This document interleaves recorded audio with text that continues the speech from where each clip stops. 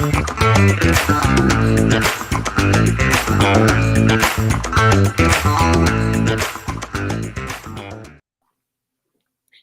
everybody. Welcome to the Parenting Connection Show with Dr. Tyra Hodge.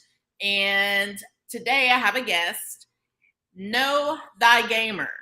I have Mr. Drew Dixon in the house, actually virtually, not really in my messy house. Don't judge my house. You know your house ain't always clean either. Don't judge me.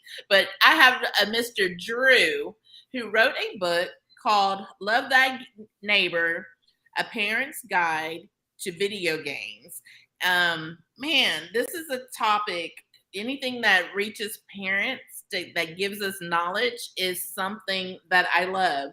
Drew, he's actually a team leader at Lifeway Christian Resources. Tell me a little bit about that, Drew, and welcome to the show. Yeah, thanks for having me. And I want to say that I think your home looks quite clean. So I think you've done well there. Yeah, so I am the team leader for student ongoing Bible studies at Lifeway, which means that I oversee all of our dated curriculum. So we produce curriculum for student ministries, so for youth group student ministries across the country. So I've been doing that for, I've been in Christian publishing for almost a decade, and I've been at Lifeway for about 8 years. And love what I do. I get to produce curriculum that churches use to help them help their students grow and grow in Christ. But then I've also been writing about video games for almost a decade as well, from a Christian perspective, which is kind of what landed me this opportunity to write this book to help Christian parents think through this really, really important issue of video games, because it's a huge source of contention in a lot of homes. And I want to help people, get to the bottom of it and see how video games don't have to be a source of contention. They can actually be something that we engage in responsible ways and that we can use to glorify God and serve our neighbors. So Drew, so you work for the Lifeway, like you're talking about bookstores and everything? Yeah, unfortunately, the bookstores have all been shut down. A few years ago, we shut down the last of them. I did notice that. Yeah, but we're a publishing company, so we publish all kinds of books and resources, and we do camps and ministry events and all across the country. So there's a lot more to Lifeway than just the bookstores, thankfully. That's amazing. And you look so young, and so you are probably the perfect person to tell us about video games. So you've been writing about video games for about 12 years. Yeah, around about there. Mm-hmm. Yeah, I think when I was when I finished seminary, I sort of realized that there just wasn't any good Christian, or there wasn't much good Christian writing about video games, and yet video games are this massively popular hobby. Something like 220 million Americans play video games regularly. It's a huge business. It's taking up huge chunks of our time.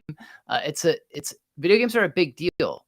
You have the ability in your pocket right now to play video games because you probably have a smartphone and you can pull this out and play video games immediately. And so video games are a big deal in our culture.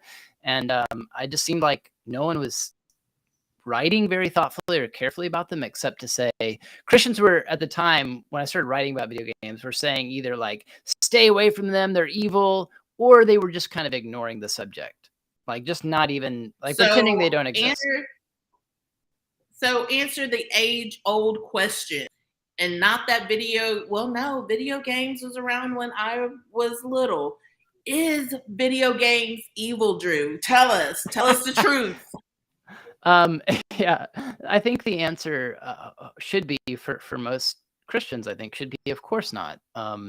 Video games, like so much in the world today, are one of God's good gifts to us. Now, we as human beings are like really good at taking good things that God provides and figuring out ways to use them to hurt ourselves and hurt our neighbors. And so can video games be exploited? Absolutely. Are there ways that people engage video games that are not good for them and are not good for their neighbor? Absolutely. And so that's a big part of what the book is about.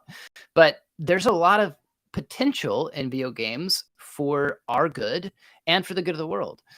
if we'll engage them, I think, responsibly, or as I say in the book, if we'll engage them Christianly. I think there's a way to play video games in a way that honors God and promotes the flourishing of the people around us. So how do you? Okay, so you said play them Christianly. That is not Hmm. something I've ever heard before. But so in the midst, as an educator, in the midst of an opioid crisis, not only is there an opioid crisis, there is a THC oil crisis Hmm. that is just engrossed in our schools. So when I think about addiction, I have seen the type of addiction where we have a difficulty in getting a student off the internet. And Yeah. so I know in the past of having 4 kids, 2 of them which are boys, them yelling, and Caleb will kill me because he's like 24 now, but being little, crying, playing a Yeah. video game Sure. because, he got killed or whatever. So, I mean, I know you're not going to tell me that there's not an addiction. Let's talk a little bit about that. Sure. Yeah. So I mean, one of the first things I would say is I think we need to be careful about throwing out the term addiction, just because that's a clinical term. So, like, we need to observe kids or anyone like developing a dependency on video games over a sustained period of time before we say, okay, that person's addicted. Um, but that said, like, I wouldn't wait around because I'm a dad. I have 3 kids.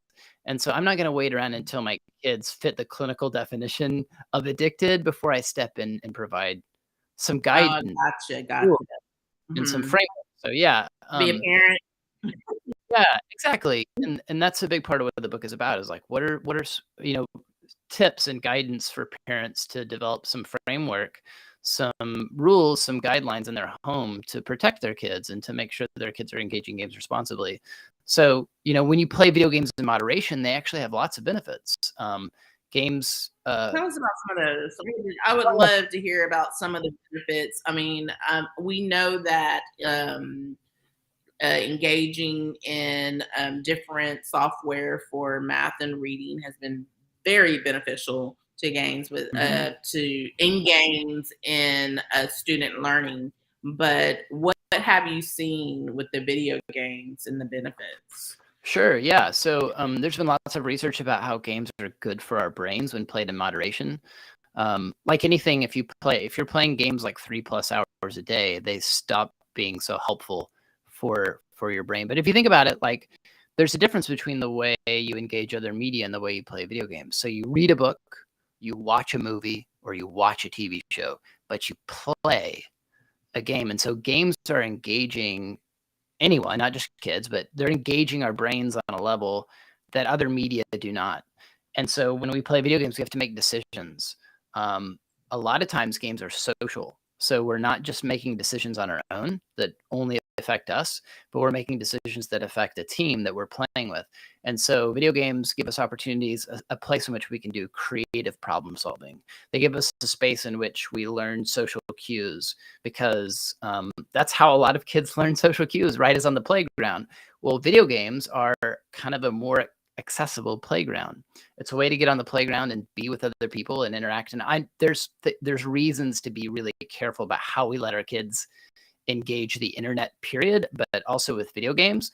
So we need to be careful there. But I think playing games with other people challenges students, not just students, but kids to think about things like, how do I react when I win? How do I react when I lose? Like, um, what can I learn from this experience? Right? Video games are inherently educational. Every time you play a video game, you learn something, even if it's just how to approach a problem in that game.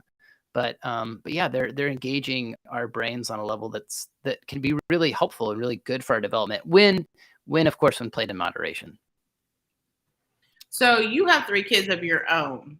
So how Mhm. have you learned to adjust, the healthy time on playing video games versus, hey, this might be becoming an issue? Sure. Yeah, I mean, my oldest daughter, if we let her, she would spend all of her time playing video games. Like, she would play all day long if we let her. And I know there's people listening to this, excuse me, who have who have a child like that. Like, if you had no rules, that's how they would spend their day. And so yeah, I think setting some framework, some rules are really important. And to be honest with you, like, we've tried lots of different approaches. And what I say in the book is that I don't think unfortunately, there's not like a one size fits all. It's not like there's this like perfect model that works for every family, unfortunately, because every child's different. Every child has different desires and interests and hobbies. And so for us, like, what's worked lately has been that we require, like, for my oldest daughter, we require that she do an hour of reading, that she also spend a certain amount of time outside before she gets to play any video games. We also have a couple days a week where there are no screen time days. And so, those days she's taking a break from screen time. I think it's really important. It's sort of a side note, but it's important that we let kids be bored. Because when kids are bored is when they get creative, right? And they learn new things about themselves, and they figure out new skills, and so those no screen time days are times when they definitely get bored. Talk to us, or do they actually come and want to spend time with their parents? Yeah. Right. Yeah. Yeah. All of a sudden, like, they want to go on a walk with dad, which they never want to do if they have access to the tablets, right? So yeah. But I give, like, I think 6 or 7 different screen time strategies in my book. And so there's parents that do like a token system, like, you get so many tokens, or some parents do like real money. It's like, this is your allowance. So either at the end of the week you get all your allowance, or you can cash some of it in for screen time. So there's lots of different approaches, and I think different approaches work for different families. But what I would say is that the approach you can't afford to take is like just free reign. Like, do whatever you want to do. I think that's an unhealthy approach. And I honestly think it's an unhealthy approach to just say, nope, we're like throwing every electronic device out of the house.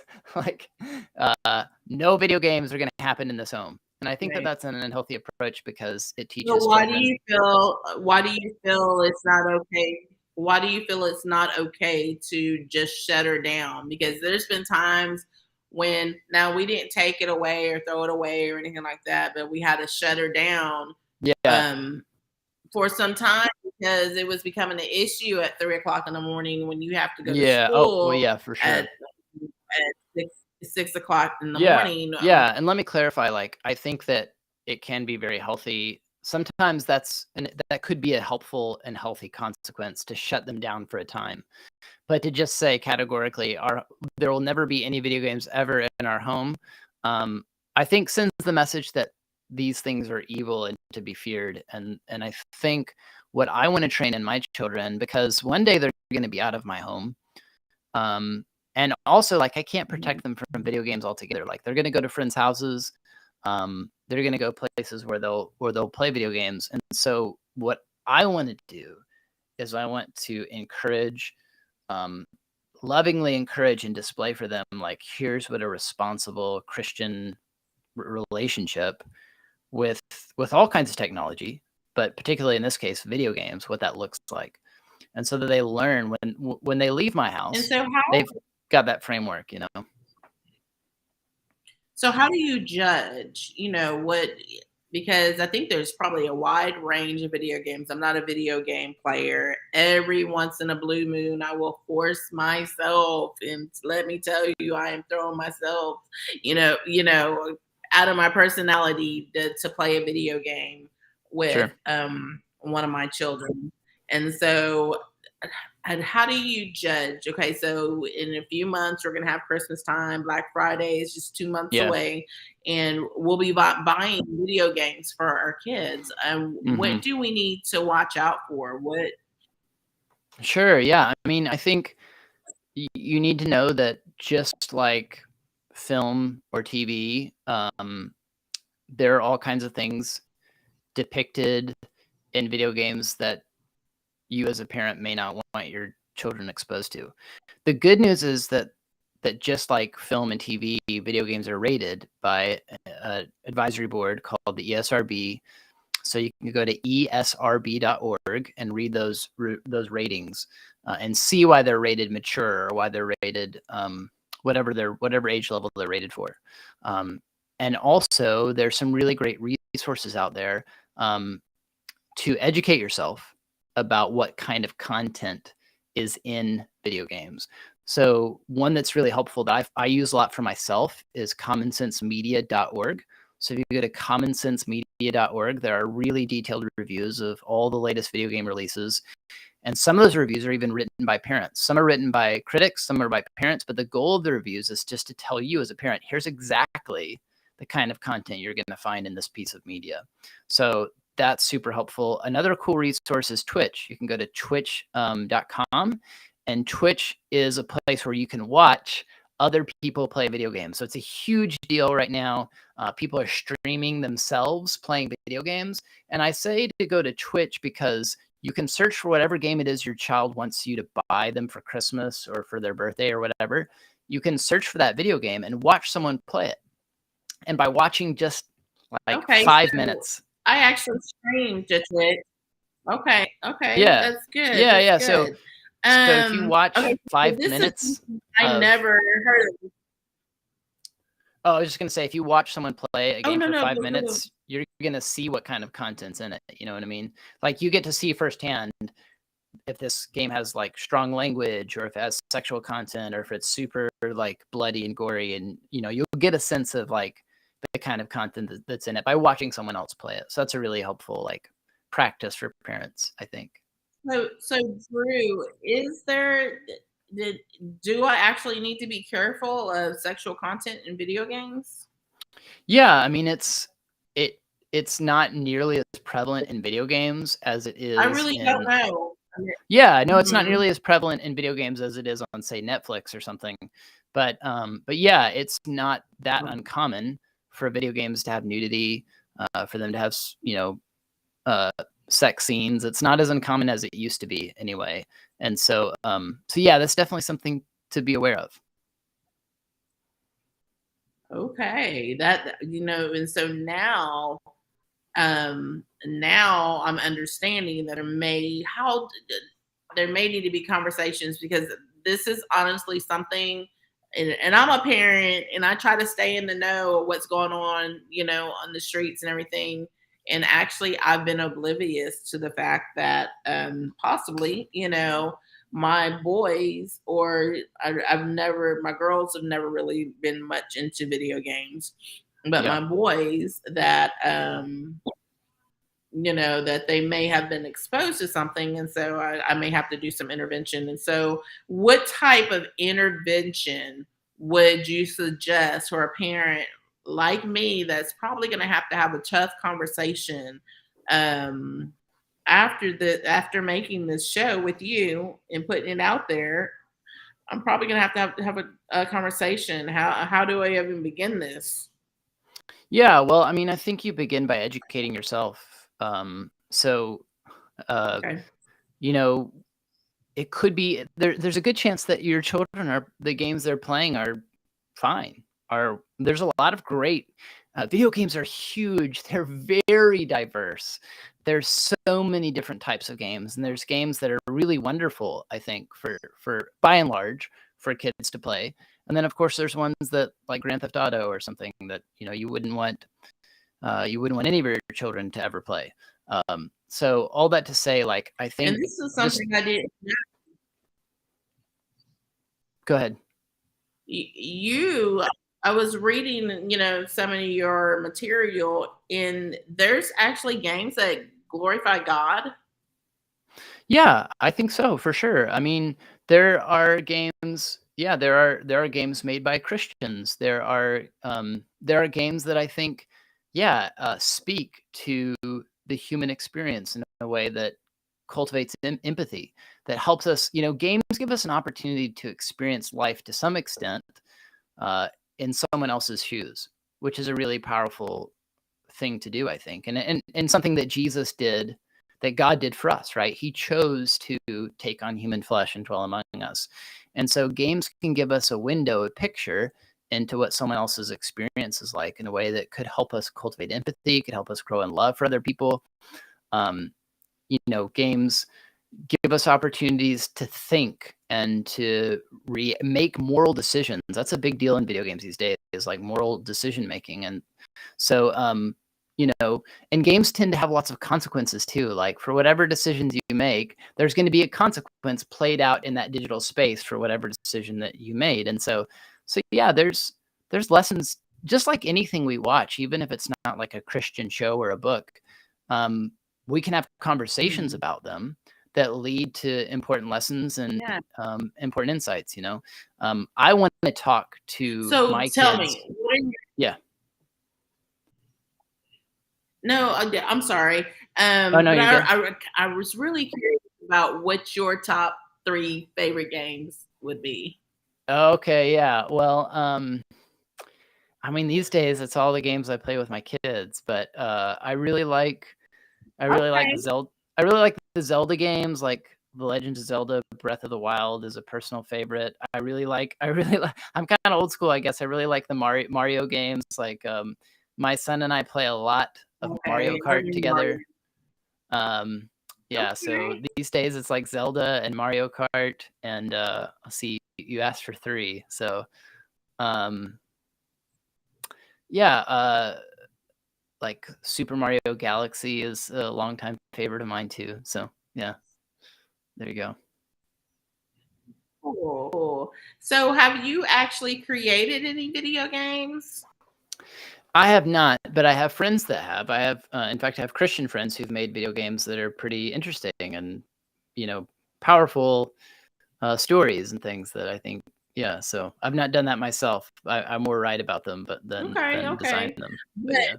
But you are. I was looking at when I was looking at when I was looking at them. I'm a horrible person, but when I was looking at the subject and talking to your PR people, I was like, this guy is such a nerd.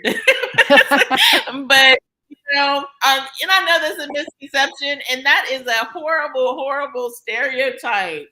But you've literally done something that that I've never seen anybody do, and you also have some material content that says "Love Thy Nerd" or something like that. So about 4 years ago. So when I saw that, I started laughing because in my head I was like, "This guy is a nerd." Yes. And actually, what you do is needed so much. Yeah. Well, thank you.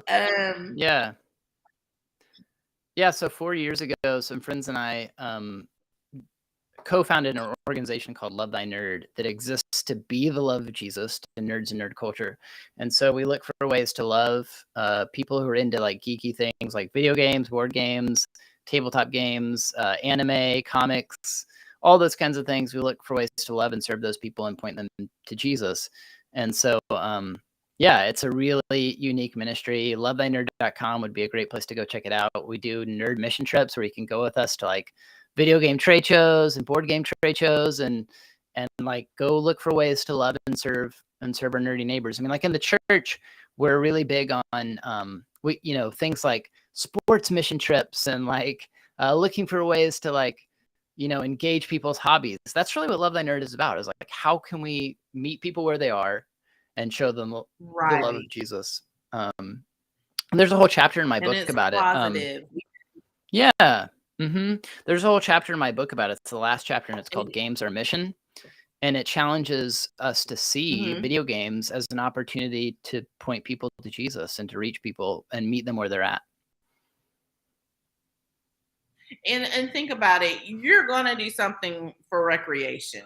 Yes, we were put here to serve and to worship the Lord and to bring him glory. But ultimately, when you're not doing that, you're working.